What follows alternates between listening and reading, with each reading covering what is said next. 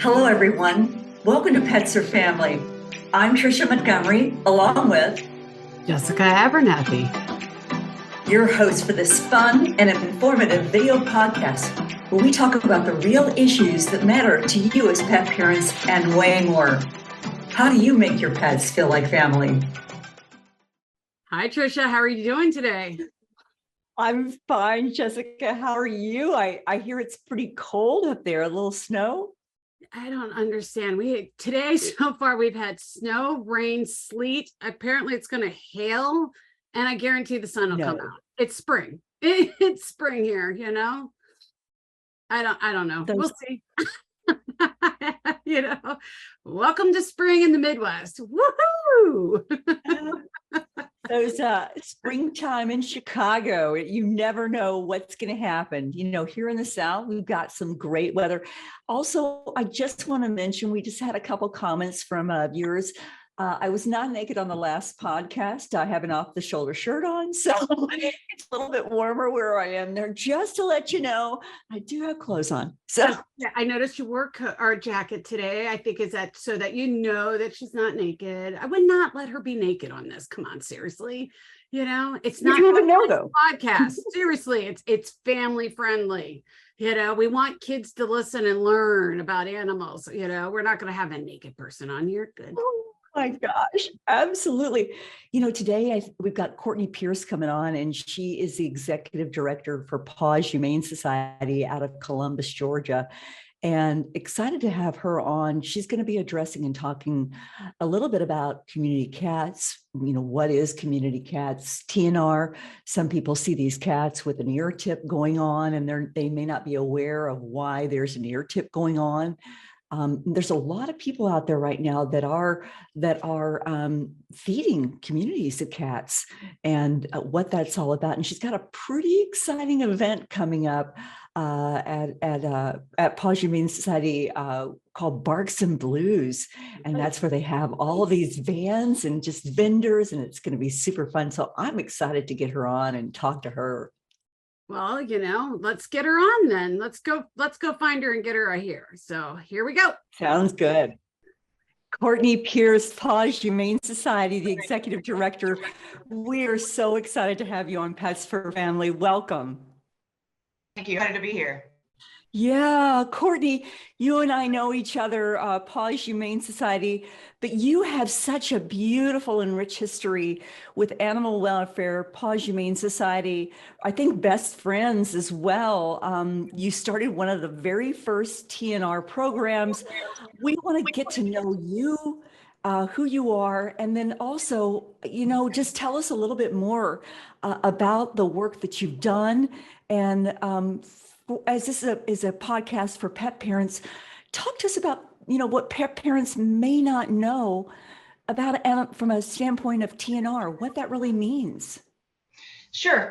Well, to go back to your question about getting to know me a little bit, I have been in animal services for basically my entire adult life. I started at Muskogee County Humane Society, which merged with another group to form Paws Humane. I left for a little bit to be an animal control officer. I did that for about a year, wanted to kind of see the other side of things. And then I took a job with Best Friends Animal Society. They actually provided the city of Columbus with a large grant for a 3-year effort for TNR. And then eventually after that, made my way back to Paws Humane. But which we still have a TNR program. We call it our community cat program. So what that is essentially is we provide spay and neuter for unowned cats living in the community as an alternative to euthanasia for controlling that population. So they get to live their outdoor lives where they're perfectly happy. They have caregivers. I think a lot of people think you know, that these cats don't have people that love them. They do. They're just not traditional owners. Right. So they provide food for them, but, you know, it's not technically their cats. And a lot of people can't afford the spay neuter services. So that's something that we take care of for them. You guys do amazing work there. Absolutely. So from a community cat perspective, I find that cats are often forgotten here. Right? In other places that it's really about the dogs. Yeah. People tend to forget about those cats. There's an overabundance of cats, and how did this come to be? Meow, where do those cats come from? So I think, dogs typically, hopefully they live in the home or they're in a fenced backyard. Right. People let they can't be confined by a fence. So, they get out. If they're not spayed and neutered, then they have, they reproduce. And then, if they don't have human contact, they are antisocial. And so it just kind of snowballs from there. They can have, especially here in the South, frequent litters. Right. So it just kind of gets out of control in that regard. But I will say with the TNR program, something that we're really proud of here in Columbus is that our municipal shelter has not had to euthanize a cat for spay since 2015. Wow. So that's, in the animal shelter world, that's kind of, that's a big deal. That's something to be super proud of, because that doesn't happen everywhere for sure. Yeah. So from that standpoint, if people see cats and how would they know if that cat has been part of that program? And is this TNR program, is it only in Columbus? Are there other areas across the nation that have community cat programs? Or is it just only Columbus, Georgia? No, it's certainly not just Columbus, Georgia. To answer your first question, we do what's called a left ear tip. So if you ever see a cat missing just the very tip of his left ear, that cat has already been through the program. It's been vaccinated, spayed and neutered, and maintained.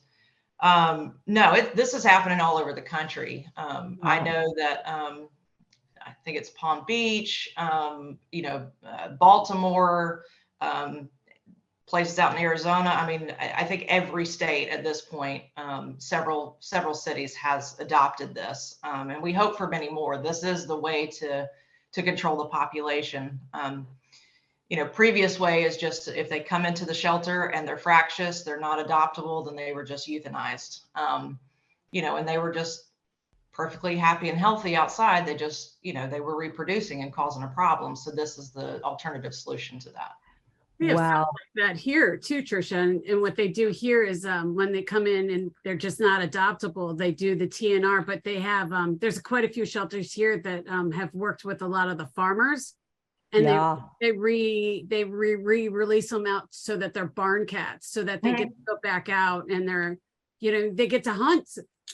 And and the farmers really appreciate it, and the farmers love having them, and they love being back out, and they have a warm place to live, and they get fed, like you said, they're well taken care of. They just don't have to have the human contact that they don't want. Yeah. Right. Yeah. So we have TNR here. I have a family member in Michigan that does a lot of the trapping too. She's part of the TNR program. It's a great program. That's phenomenal. Courtney, you guys have got a very cool van. Tell me a little bit about that pink van that gets so noticed throughout Columbus, Georgia. Yes. Somebody made the decision at some point to make it coral in color, but it certainly gets noticed. So it's a pink, I guess, if that's what you want to call it, van with big cat heads on it. So it definitely gets noticed, and that's our TNR van. So that's what we use to pick up some of the cats, and then also take them back out to their homes when they're all finished up. That's incredible.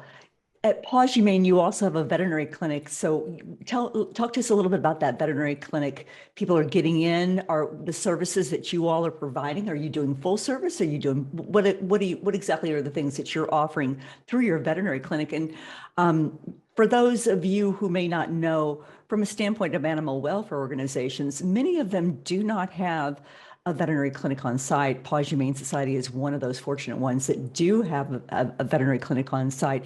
And talk to me, Courtney, about the clientele that you all have and how you help within the community, which I just absolutely think is beautiful.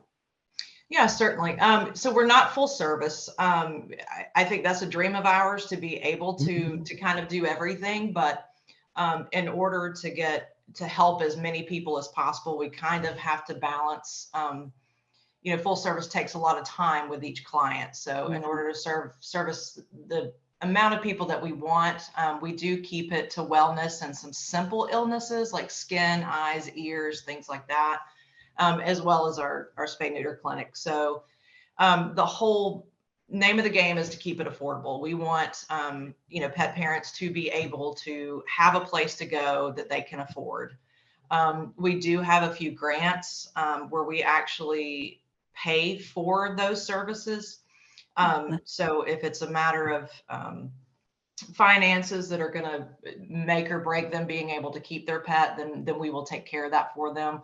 We have a few. We have some that are zip code related, and then others that are kind of like a catch-all. We also have a pit fix. So if you have, if you have anything that looks pitty, we don't breed label, but if it has that, that standard look where somebody would assume that's a pit bull, then we're going to take care of it for them. That is one of the most dogs in need, and so that there's definitely a need for that. But we also hold free vaccine clinics, so everybody can get their rabies vaccine and be legal within the county. I mean, there's a lot of stuff that we do through that, and we're very, very fortunate to have that at our shelter.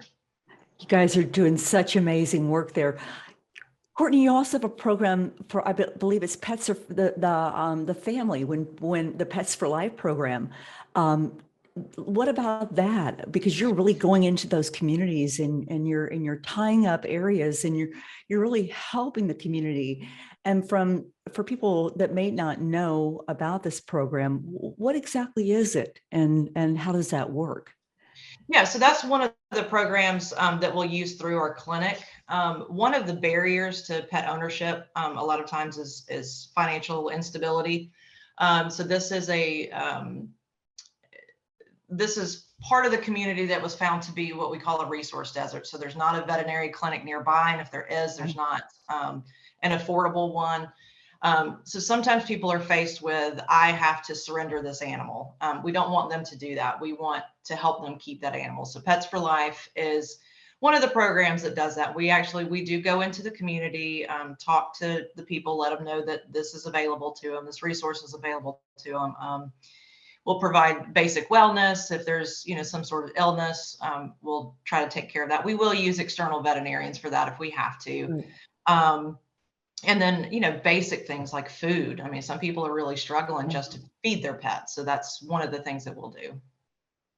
Courtney, you mentioned the lack of veterinary care and also the cost. Right now, really across the nation, there is a crisis, and there's gotten to a point that maybe people may not be able to keep their pets. You all are working towards, as well as other animal welfare organizations, to make sure that you can keep pets in the home. And I believe that you guys have started a brand new program where you're really focused on that and providing resources for people that may not be able to keep their pets. Tell me, I think this is phenomenal, absolutely beautiful. So yeah, traditionally animal shelters, we've kind of, oh, you can't take care of them, give them to me. We'll do better. And that's just it's not true. So yeah, our new program is focused just on that. It's a neighborhood pet support program. So that person is kind of the liaison. If somebody is struggling, thinking of surrendering their pet, we want to keep them out of the shelter system. And they may not be aware of all the programs that there are available. And it might not even be our program. It might be, another animal organization that does a little something different, but they act as the liaison for those people thinking of doing that. So, anything from training, it's food, friendly pet housing, anything like that, we'll try to take care of them. If it's just not going to work, we try to keep them in the home still. We work with the website Home to Home. So we'll help them get a bio and pictures and take care of any medical needs of that animal. If it's not spayed or neutered yet, needs vaccines, we'll get it posted. So then the owner at least becomes the adoption counselor, and it can go from home to home instead of coming, through the shelter system, which is not best for the animal. So. Right. What do you think, Courtney, the most difficult thing that pet parents might face, or a new adopter might face when they've just recently adopted a cat or a dog? What are some of the things that they need to know, or that would perhaps be more educational for them if they've just adopted an animal from you, from any other animal welfare organizations? Are there some misconceptions or things that you think would better educate that pet parent when they're adopting? Yeah, so we follow the 3 days, 3 weeks, 3 months rule. Okay. So I think the most important thing for people to remember when they adopt a pet is, again, we try to keep them out of the shelter, but since they're there, we're very nice, one of the nicest shelters. I'll brag on that for a little bit, but it is very, very stressful. It is very stressful, regardless of how nice. So when, a pet is going into a new home, it's a new environment, things, they will start to decompress. Some of their personality quirks might change a little bit. And it actually does take them about 3 months to totally relax and realize that they're at home. Yeah.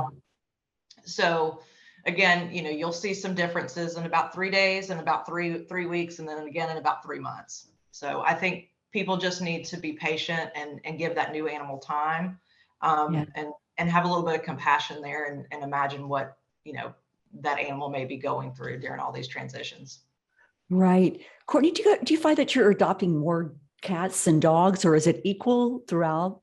And is Columbus really a city that are people going more of the cats or the dog way from an adoption standpoint? So it's funny that you mentioned that, because I don't have any data to back it up. This is just kind of observational.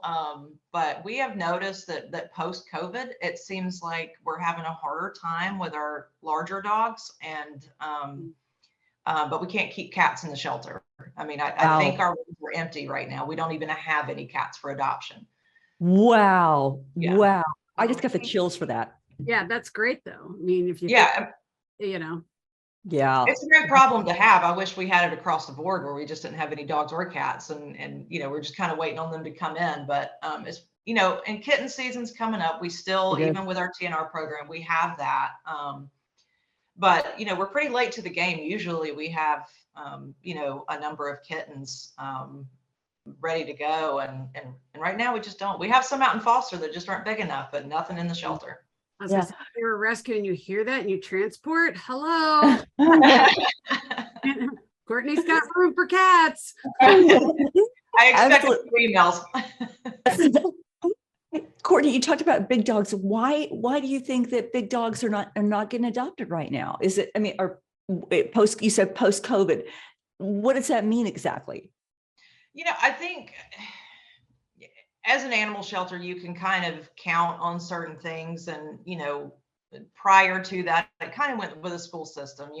When people were the kids were getting out of school, everybody's getting their vacations out of the way. We knew that those couple of weeks were going to be a little bit slower. And as people got into a summer routine, they wanted to bring a new family member in. And, so we can kind of judge trends and things like that.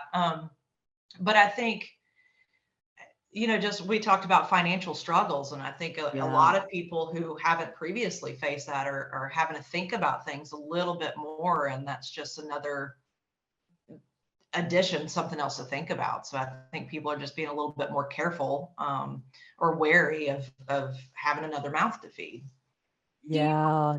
Do you also think it could possibly be, because you're in Florida, I'm in the Chicago area. So here, because of the size of them, it's, with everybody's financial struggles, they're renting instead of buying right now. Yeah. And you cannot, if it's over 45 pounds, good luck on finding a place that'll rent you the large breed. Well, yeah. And, I mentioned earlier about a lot of what we're seeing is what could be looked at as a pit bull, and a lot of people that are renting because they can't purchase right now, they have breed restrictions, and that really, really hurts us. again, we don't breed label, so nothing on our paperwork is going to say that it's a pit bull, because there's 1,000 combinations that can make a dog have a square head and short coat. I mean, but I mean, that is a real issue. And here in Columbus, we're right next to Fort Benning. So a lot of our adopters actually come from Fort Benning, and the whole housing market there has a ban on what they consider the dangerous breeds. So aren't there efforts, Courtney, right now going on for breed specific and register renters and legislation like that? I think that, Jessica, am I correct in that there's a lot of different efforts going on right now? I hope they get passed through, because that's a big problem. Not only in Columbus, Georgia, but in Florida and Chicago and throughout, because of the stigma of pit bulls. And you look around now, more and more animals are quote unquote that mixed breed or mixed pitty. So yeah. But you got to also remember, not every state's doing it. So it's going to take a effort for that to get time everywhere. A lot of time. Courtney, you have a big event coming up, don't you? Is it Barks and Blues coming up here pretty soon? Very excited. Talk to us about, I know one of your biggest fundraisers coming up here very shortly. Yeah, we have, it's May 20th. So just under a month away. So we're getting all the last minute stuff together, but it's going to be pretty big this year. We have about 30 vendors, 6 or 7 food trucks, a kids zone. We've got, I think, 4 bands lined up. This year we did a little something different. Normally we do, local bands only, which we certainly want to showcase them because they're part of our community. But we expanded a little bit out to Atlanta, and we are bringing in Slippery When Wet, which is the ultimate Bon Jovi tribute band. I, for one, am excited about that. We had talked about, what band, because we have a lot of people who come out, they're younger people, my age, older people, what band speaks to everybody. And I don't think I know a person that doesn't know a Bon Jovi song. So what's your favorite Bon Jovi song, and can you sing it to us right now? If I will not. I will not do that. I don't know. I like a lot of them. That was actually my first concert when I was 12. My dad took me to 4th row to see Bon Jovi, and that was an experience. Oh my gosh, this has got to be near and dear to your heart.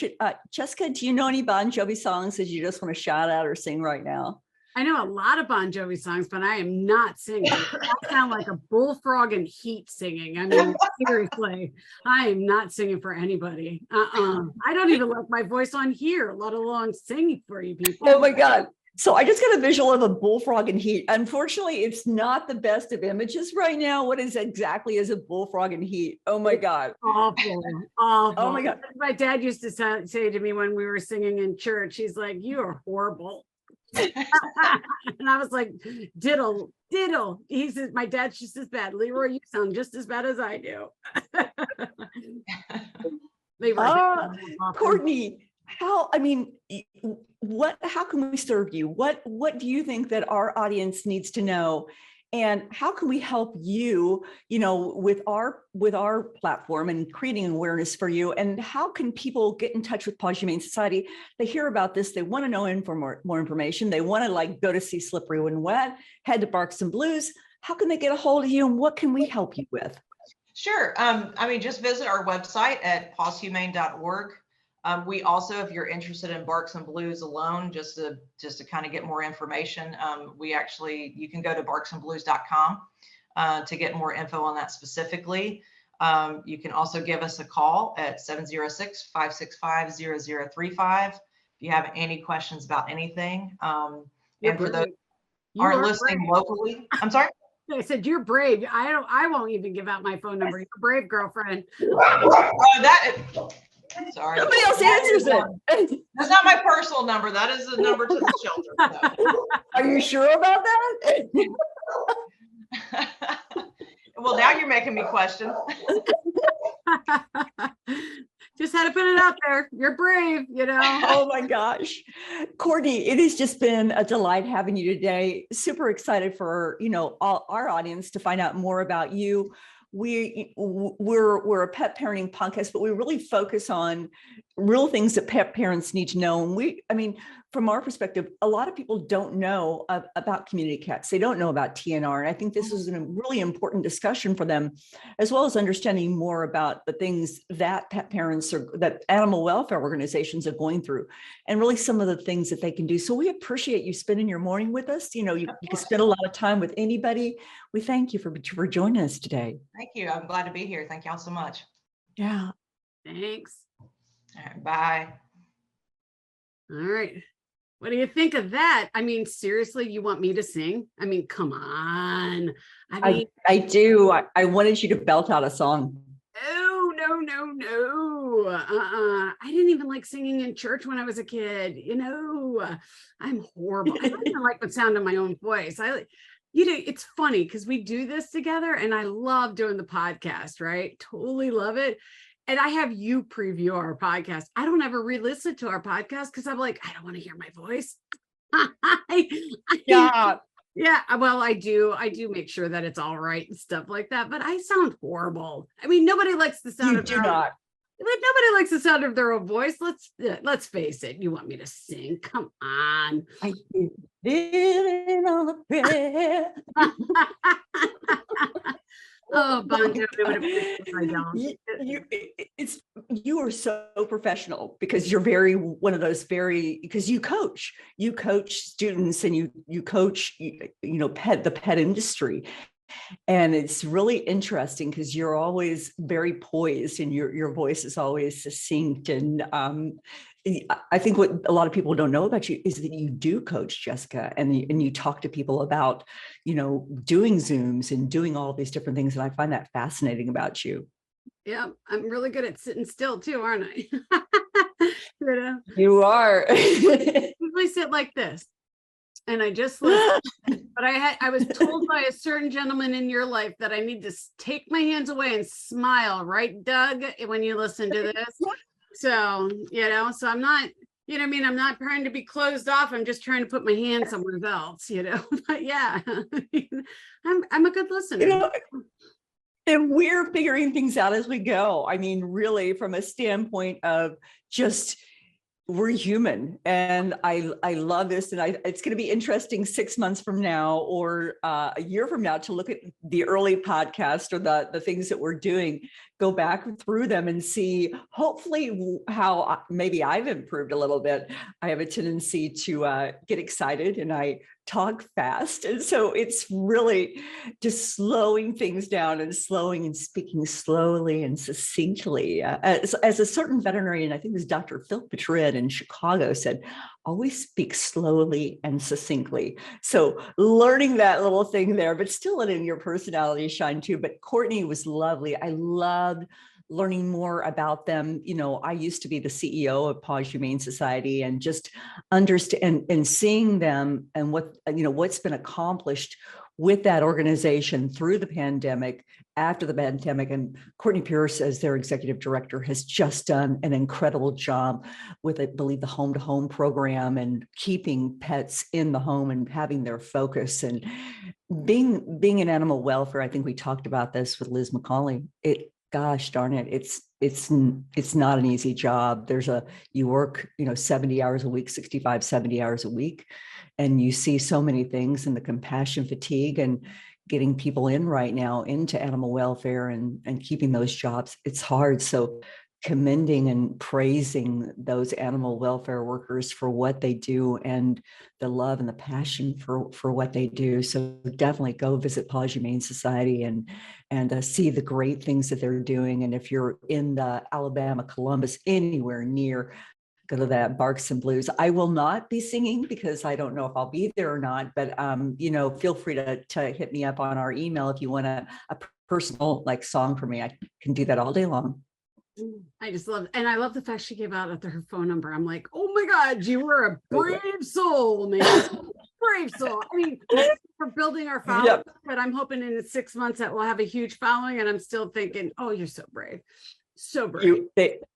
Definitely. So I questioned them. Like, is that really the Paws number? Is that your phone number? I'm just going to share this last tidbit with you before we go. But, when I was in my early 20s, okay, I'm an old lady now, but when I was in my... Was that yesterday? Yeah, yeah, right. I wish, you know what I mean? No, my wrinkles give away that one.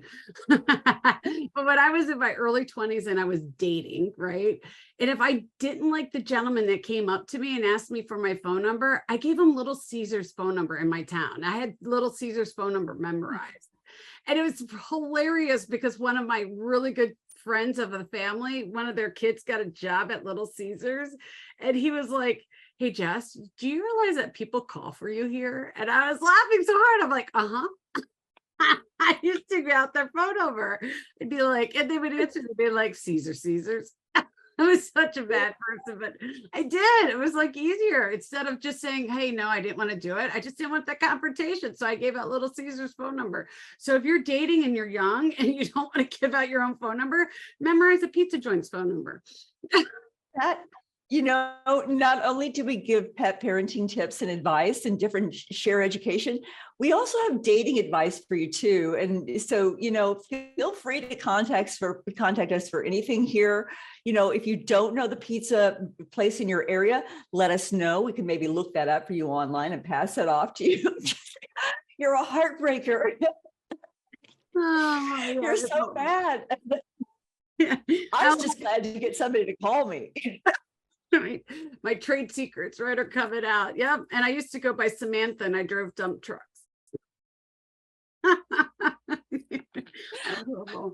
You know, so, you know. FYI. There you go. There you go. Right. Yeah, it's awful. But anyway, I'm going to leave you on that note. How's that sound? So that sounds lovely. On that note, there you go. There's some fun fact that people don't know about me, you know? Next week, we'll find a fun fact about you. How's that? I think not. All right. Well, we can't wait to talk to you next week. And remember, if there's anything that anybody or any topic you want us to talk about, you know, feel free to let us know. Yep. You know, bring it on. Yeah, I was going to bring it on. I bet you we can talk about it. We'll see you guys next week. Talk to you soon. And remember, pets are family. How do you make your pet feel like family? Talk to you soon, guys. We hope you enjoyed this new episode. And if you did, please leave us a review on Spotify or wherever you're listening to us today. If you want to reach out to us, feel free to find us on petsourfamily.net or any of our social channels, Facebook, Instagram, or LinkedIn. And we want to remind you, pets are family. Have a good one. We'll see you in 2 weeks. Bye, guys.